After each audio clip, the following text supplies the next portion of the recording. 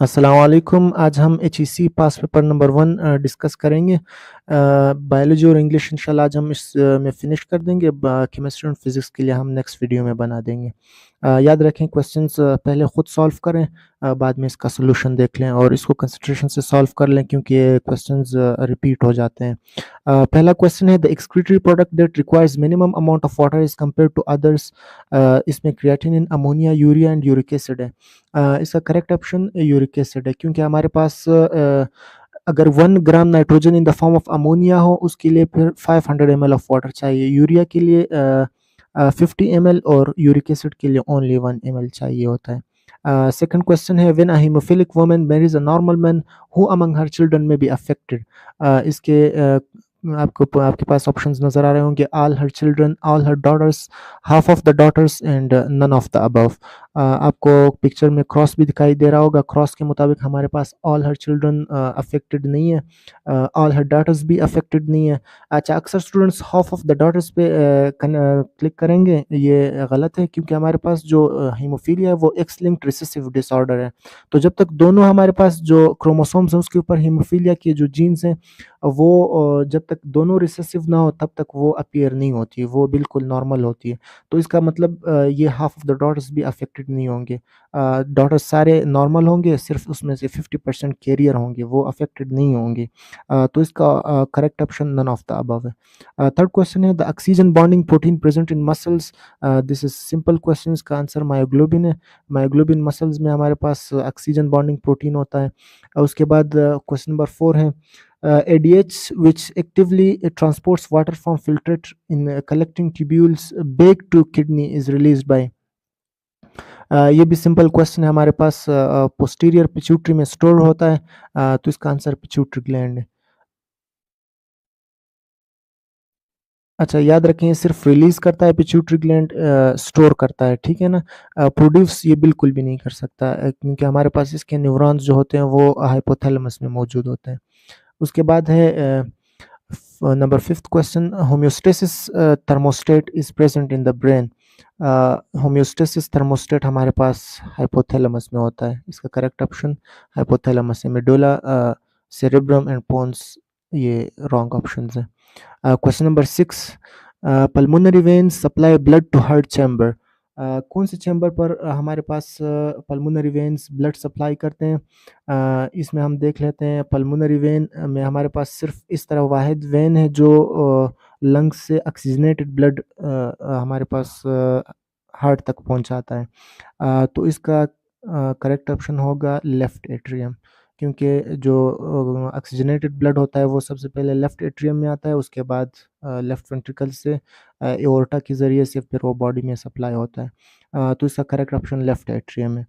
Question number 7 है sensation of player punishment और sexual arousal when stimulated by the parts of brain. इसका correct option होगा hippocampus, hypothalamus, amygdala and thalamus दिए गए हैं, तो इसका करेक्ट ऑप्शन हाइपोथैलेमस होगा। ये चीज़ें हाइपोथैलेमस कंट्रोल करता है।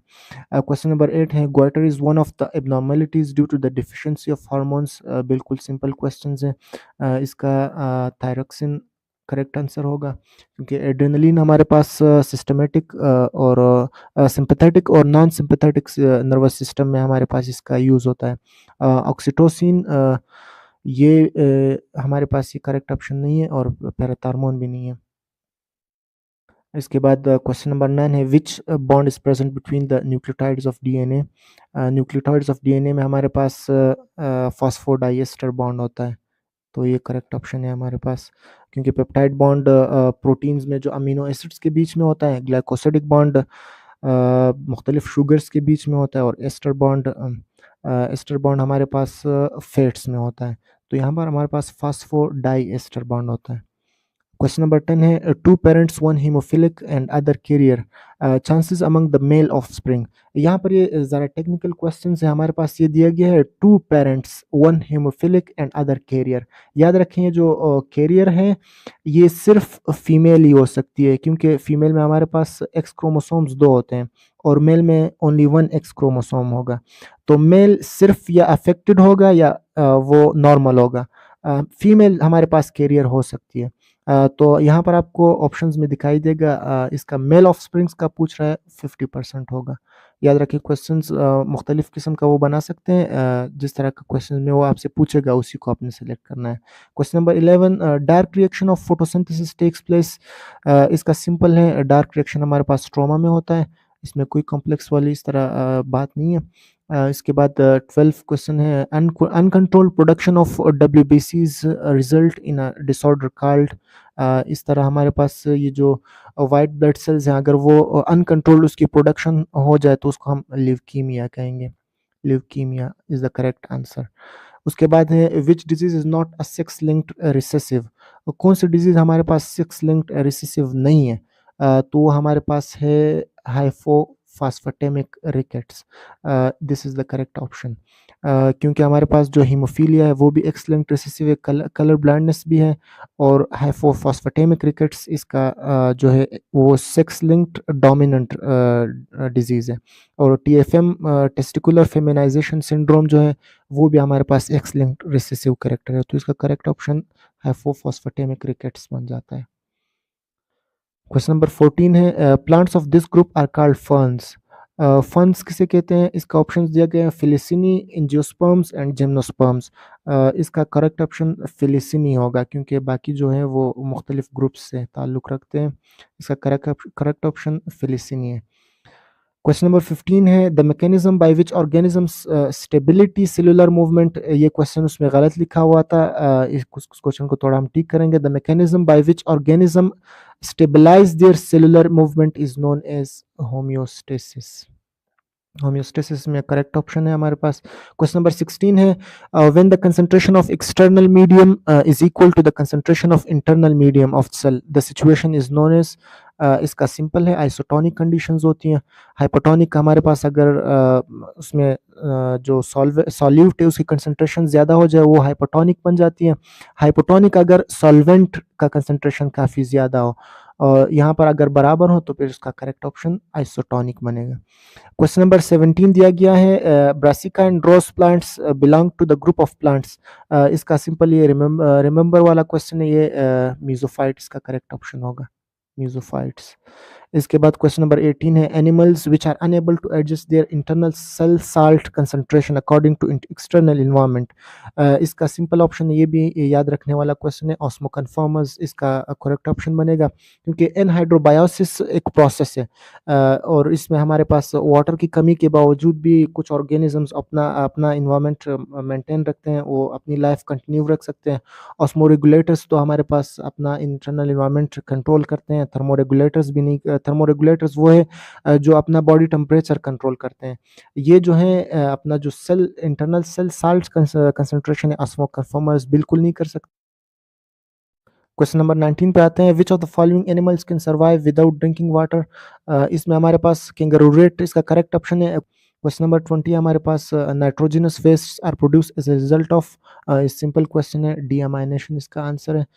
क्वेश्चन नंबर 21 है फ्रेश वाटर प्रोटियोरेंट्स। ये प्रोटियोरेंट्स नहीं है, उसमें गलत दिया हुआ था। ये हमारे पास प्रोटोजोवंस हैं, protozoans. Pump out excess water by a physical structure called. इसका करेक्ट ऑप्शन होगा contractile vacuole. Oral groove vesicle और वेक्यूल इसका नहीं होगा, contractile vacuole is the correct option. Question number 22 दिया गया है the word glycogenesis means the conversion of glucose to glycogen, lactic acid to glycogen, glycogen to glucose and D option है amino acid to glycogen. तो इसका correct option होगा glucose to glycogen क्योंकि हमारे पास glycogenesis यहाँ पर जो ESIS इसका मतलब है ये जो है ये एक प्रोसेस है, ये ग्लाइकोजेनेसिस यानी ग्लाइकोजन का बनना, और ये ग्लूकोज से जब ग्लाइकोजन बनता है इसको हम ग्लाइकोजेनेसिस कहते हैं। क्वेश्चन नंबर 23 है which of the following nitrogenous compounds is much more soluble in water. ये तो हमने पहले भी कर लिया, ammonia is much more soluble. इसके बाद हमारे पास it is a smallest eukaryote. Smallest eukaryote क्या है? इसमें वायरस तो है ही नहीं यूकेरियोट। बैक्टीरिया हमारे पास प्रोकैरियोट है। प्लाज्मोडियम इसका करेक्ट ऑप्शन बनेगा क्योंकि स्पॉन्ज जो है एक मल्टी सेलुलर एनिमल है। स्पॉन्ज नहीं है, प्लाज्मोडियम इसका करेक्ट आंसर है। Question number 25, trypsinogen is activated by chymotrypsin, enteropeptidase, trypsin and hydrochloric acid. इसका करेक्ट ऑप्शन होगा एंटीरोपेप्टाइडेज, क्योंकि हमारे पास जब ट्रिप्सिनोजन इनएक्टिव फॉर्म में इंटेस्टाइन में आता है, फिर उसके बाद एंटीरोपेप्टाइडेज, इसको हम एंटीरोकाइनेज भी कहते हैं, ये ट्रिप्सिनोजन को एक्टिवेट कर लेता है, ट्रिप्सिन में कन्वर्ट कर लेता है, फिर ट्रिप्सिन प्रोटीन्स के डाइजेशन के लिए अपना रोल प्ले करता है। क्वेश्चन नंबर 26 है, role of lysosomes are, lysosomes का क्या रोल होता है बॉडी में? इसका इसके अंदर दिया गया hydrolytic enzymes, autophagy and destruction of cells. इसका ऑल ऑफ द अबव इसका करेक्ट ऑप्शन होगा, क्योंकि इसमें हाइड्रोलिटिक एंजाइम्स भी हैं, ऑटोफेगी भी करता है। ऑटोफेगी क्या है कि अगर कभी हमारे बॉडी के अंदर, हमारे सेल के अंदर नंबर ऑफ ऑर्गेनल्स बढ़ जाएं, तो फिर वो ऑटोफेगी खुद ही उसे ख़त्म कर लेता है, खा लेता है। और लास्ट में है डिस्ट्रक्शन ऑफ सेल्स, ये हमारे पास अपोप्टोसिस में जो प्रोग्राम्ड सेल डेथ होता है उसमें हमारे पास यूज़ होता है इसका, उसमें भी लाइसोसोम जो हैं वो बर्स्ट हो जाते हैं और वो डिस्ट्रक्शन ऑफ सेल्स कर लेते हैं। इसी वजह से इसको हम जो है स्कैवेंजर्स भी कहते हैं लाइसोसोम्स को। क्वेश्चन नंबर 27 है, which of the following statements is incorrect? कौन सा स्टेटमेंट इसमें इनकरेक्ट है? दिया गया है competitive inhibitors binds to alternative site. Competitive inhibitor तो हमारे पास अल्टरनेटिव साइट पे नहीं आते, वो तो एक्टिव साइट पे आ जाते हैं। ये हमारे पास इनकरेक्ट है। आगे देख लेते हैं, the substrate binds to the active site, बिल्कुल। क्वेश्चन नंबर सी ऑप्शन इसका, enzymes work best in low pH, ये भी गलत है। Enzyme work best in optimum pH, ये भी गलत है। बोथ ए एंड बी, ये होना चाहिए था both A and C, both A and C इसका करेक्ट ऑप्शन बनेगा। पहला वाला स्टेटमेंट भी गलत है और सी ऑप्शन भी गलत है हमारे पास। क्वेश्चन नंबर 28 है, all of the following are characteristics of kingdom fungi except हमारे पास दिया हुआ है कौन से कैरेक्टरिस्टिक्स हैं? हीटेरोट्रॉफिक हैं, बिल्कुल। फंजाई आर हीटेरोट्रॉफिक, वो अपना फूड खुद सिंथेसाइज नहीं कर सकते। सीसाइल हैं, बिल्कुल। मोस्टली फंजाई जो हमारे पास सीसाइल हैं, और सेलवाल भी इनमें होता है। तो ये सारे करेक्टरिस्टिक्स इसमें हैं। इसमें नन ऑफ द अबव होना चाहिए। Italic is a scientific name of, ये क्वेश्चन भी बिल्कुल रॉन्ग है। इटैलिक, ये कुछ रूल्स होते हैं जिसमें हम बायनॉमियल नोमेनक्लेचर में हम फिर लिखते हैं। अगर हमारे पास किसी ऑर्गेनिज्म का साइंटिफिक नेम हमने लिखना हो, तो उसके लिए कुछ रूल्स होते हैं ना, उसमें हम इटैलिक, अगर हमने राइटिंग्स में लिखना हो या कंप्यूटर में हमने टाइप करना हो, तो उसका साइंटिफिक नेम हम इटैलिक में लिखेंगे। तो ये क्वेश्चन बिल्कुल रॉन्ग है। Question number 30, the stored food in fungi is usually lipid droplets of, मतलब फंजाई में जो स्टोर्ड फूड होता है वो किस फॉर्म में होता है? याद रखने वाला क्वेश्चन है, ग्लाइकोजन की फॉर्म में होता है। उसके बाद हमारे पास 31 नंबर का क्वेश्चन है, haploid number of chromosomes in human beings, बिल्कुल इजी क्वेश्चन है। 23 है हेप्लॉइड, 23, क्योंकि हमारे जो ह्यूमंस हैं उसमें 46 क्रोमोसोम्स होते हैं। क्वेश्चन नंबर 32 है, rod shaped bacteria are known as, rod shaped bacteria जो है वो बेसिलाई होते हैं। उसके बाद curve screw shaped bacteria are known as spirilla, बिल्कुल सिंपल क्वेश्चन है। In many bacteria cell wall is enclosed within a slime capsule made up of, इसमें हमारे पास है पॉलीसेकेराइड दिया है, सेलुलोज है, अमीनो एसिड्स हैं और प्रोटीन्स। तो जो स्लाइम कैप्सूल होता है वो हमारे पास पॉलीसेकेराइड से बना होता है। Question number 35, the DNA of a bacterium is present in distinct region called, options हैं nucleolus, centrosome, nucleoid and nucleus. तो इसका सिंपल क्वेश्चन आंसर है न्यूक्लियोइड। क्वेश्चन नंबर 36 है, the cellular DNA of bacterium is known as, बिल्कुल ये इसमें single one chromosome होता है बैक्टीरिया के अंदर। प्लाज्मिड्स तो इसका एक्स्ट्रा क्रोमोसोमल डीएनए होता है, जीन्स इसमें होते हैं, लेकिन इसका जो डीएनए है उसको हम जीन्स नहीं कह सकते, और हिस्टोन्स तो प्रोटीन्स है, तो इसका मोस्ट प्रोबेबल आंसर जो है वो क्रोमोसोम्स है। The bacteria can cope unfavourable conditions, the bacteria can cope unfavourable conditions by producing, इसका बहुत सिंपल आंसर है इंडोस्पोर्स, इंडोस्पोर्स ये बनाता है। Question number 38, the cell membrane of bacterial cell often invaginates to produce membranous structures, इसका तो बिल्कुल सिंपल आंसर है मीजोसोम्स, सबको पता है मीजोसोम्स इसका करेक्ट आंसर है, क्योंकि जो मीजोसोम्स हैं वो बैक्टीरिया अक्सर जब बाइनरी फिशन करता है, या फिर जब कुछ बैक्टीरिया जो हैं वो फोटोसिंथेसिस भी कर लेते हैं, तो वो मीजोसोम्स की मदद से करते हैं। क्वेश्चन नंबर 39 है, mitosis can take place in bacteria because they lack, can not take place in bacteria because they lack chromosomes, nucleus, centrosomes and mesosomes options दिए गए हैं। तो यहाँ पर इसका करेक्ट आंसर सेंट्रोसोम है। सेंट्रोसोम वो रीजन है जहाँ पर सेंट्रियोल्स पड़े होते हैं। तो चूँकि बैक्टीरिया में हमारे पास सेंट्रियोल्स नहीं होते, यानी सेंट्रोसोम्स नहीं होते, तो फिर हमारे पास उसमें माइटोसिस नहीं होता। क्वेश्चन नंबर 40 है, apparently which bacteria is more resistant to antibiotics? कौन-सा जो बैक्टीरिया है वो एंटीबायोटिक्स के लिए मोर रेजिस्टेंट है? इसका सिंपल आंसर है ग्राम नेगेटिव बैक्टीरिया, क्योंकि उसमें जो लिपिड्स का लेयर होता है वो एंटीबायोटिक्स को पेनिट्रेट होने से रोकता है। इंग्लिश सेक्शन की तरफ आते हैं। ही इनवाइटेड, इसमें फिर स्पेस दिया गया, एंड ज़िया to dinner. He invited he invited you is the correct option. He invited we, this is not correct answer, क्योंकि इसका ऑब्जेक्टिव केस यहाँ पर लगेगा। he invited us and Zia to dinner, ये भी नहीं है, and he invited them and Zia to dinner, तो इसमें मोस्ट प्रोबेबल you आंसर है इसका। क्वेश्चन नंबर 42 है, neither they nor their friend, फिर हमारे पास स्पेस है, solve the question. neither they nor their friend has solved the question. Has is the correct option. Question number 43. He asked me, how are you? How was I? How you are? And question number option number D है, how I was. इसका correct option होगा how I was, because this is in indirect narration, and indirect narration में हम जब इसको convert करेंगे how I was बनेगा इसका। Question number 44 है, she asked me, bring a glass of water to her, to bring a glass of water for me, to bring a glass of water for her, and none of these. This is also an indirect narration. इसका correct option होगा to bring a glass of water for her. इसका complete पढ़ेंगे, she asked me to bring a glass of water for her. ये एक indirect narration है, इस पर check करेंगे तो ही आपके पास करेक्ट आंसर बनेगा। क्वेश्चन नंबर 45 है, व्हेन योर फ्रेंड, फिर स्पेस दिया गया, he will be very tired. When your friend arrived, will arrive, arrives, is arriving। इसका करेक्ट ऑप्शन होगा when your friend arrives। This is first conditional, ये आपने पढ़ा होगा। फर्स्ट कंडीशनल में हमारे पास जो पहला सेंटेंस होता है उसको हम प्रेजेंट इंडेफिनिट में लिखते हैं, और सेकंड जो है वो हमारे पास फ्यूचर इंडेफिनिट में होता है। और क्वेश्चन नंबर 46 है, the sentence which has one dependent and one independent clause. बहुत सिंपल है, कॉम्प्लेक्स सेंटेंस है, जिसमें हमारे पास one dependent and one independent clause होता है, वो कॉम्प्लेक्स सेंटेंस बन जाता है। Question number 47, pick up the wrong one. The beautiful and the most attractive picture was hanged on the wall. यहाँ पर दिया गया है एंड द मोस्ट, ये तो करेक्ट है, the most attractive picture was hanged, बिल्कुल ठीक है। यहाँ पर द ब्यूटीफुल नहीं होना चाहिए था, द मोस्ट ब्यूटीफुल होना चाहिए। ये चूंकि एडजेक्टिव है और एडजेक्टिव के साथ डायरेक्ट आर्टिकल नहीं लगता।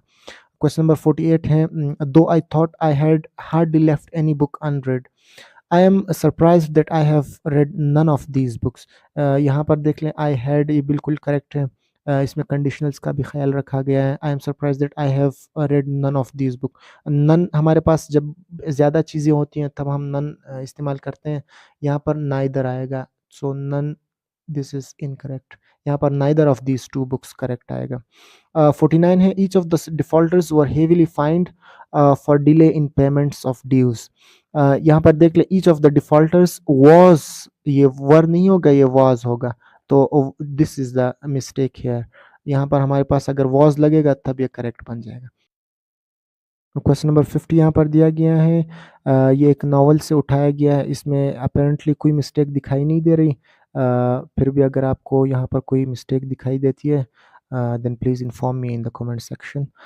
Question number 51 है हमारे पास, neither promises have been kept regardless of numerous opportunities to do so. यहाँ पर दिया गया neither promises have been kept regardless of numerous opportunities to do so. Mistake हमने यहाँ पर फाइंड करनी है। यहाँ पर देख लें, neither तब इस्तेमाल होता है जब हम पिक इन टू ऑप्शन हम करते हैं। यहाँ पर काफ़ी प्रोमिसेस नहीं रखे गए हैं, वादे पूरे नहीं किए गए, तो यहाँ पर none of the no promises have been kept, यहाँ पर नो आना चाहिए, neither is incorrect. Choose the word more similar in meaning to the given. यहाँ पर आप देख लेते हैं, रियल के साथ सबसे ज़्यादा जो कंपेटेबल है वो copied, idea, original. Original is the most near value to real. Absolute दिया गया नेक्स्ट क्वेश्चन में। Absolute means division, complete, small and half. Absolute means complete, यहाँ पर इसका सिमिलर मीनिंग है, बिल्कुल एग्जैक्ट मीनिंग नहीं है, बस इसके साथ जो मुताबिकत रखती है। क्वेश्चन नंबर 54 है unfold. Unfold means conceal, conceal का तो छुपाना होता है, विदहोल्ड अपने पास रखना, मेंटेन बरकरार रखना, elaborate is the correct option. Question number 55 है commence. Commence means to start, यहाँ पर ऑप्शन में दिया है to end, to begin. To begin यानी to start is the similar meaning. यहाँ पर इसके बाद देख लेते हैं choose the word opposite in meaning to the following. 56 में दिया गया anxiety. Anxiety, problem, worry, relax, nervous, ये तीनों देख लें। प्रॉब्लम, वरी एंड नर्वस ये तीनों बिल्कुल एंजाइटी के साथ रिलेटेड है, तो इसका ऑपोजिट मीनिंग रिलैक्स्ड होगा। फोर्थ मतलब आगे या सामने लेके आना, तो इसमें बैक इसका बिल्कुल अपोजिट है, out, in, into and onwards ये तीनों बिल्कुल सिमिलर हैं, तो इसका करेक्ट ऑप्शन बैक बनेगा। Change with the correct word, यहाँ पर इसको हमने चेंज करना है। ही कॉल्ड मी एज अ फूल, यहाँ पर देख लें he called me as a fool, as यहाँ पर नहीं लगना चाहिए, ये बिल्कुल इसको हम स्किप कर देंगे। He called me a fool is the correct sentence. Question number 59 है this is the house where Jack was born in. यहाँ पर इनकी कोई ज़रूरत नहीं है, इसको हम स्किप कर देंगे। This is the house where Jack was born, ये फिर करेक्ट सेंटेंस बन जाएगा। क्वेश्चन नंबर 60 दिया गया है I have visited them in a couple of times. I have visited them a couple of times during my stay in Mexico. I have visited them a couple of times during my stay in Mexico. इसका यहाँ पर I have नहीं होना चाहिए, इस past में होना चाहिए, दोनों ने परफेक्ट में लिखा है, ये इसको हैव को हम स्किप कर देंगे। I visited them couple of times during my stay in Mexico इसका करेक्ट ऑप्शन बन जाएगा। तो यहाँ पर हमारे पास पास्ट पेपर ख़त्म हो जाता है। इंशाल्लाह नेक्स्ट वीडियो में हम फिज़िक्स एंड केमिस्ट्री पे बनाएँगे। मिलते हैं फिर बाद में, तब तक अल्लाह हाफ़िज़।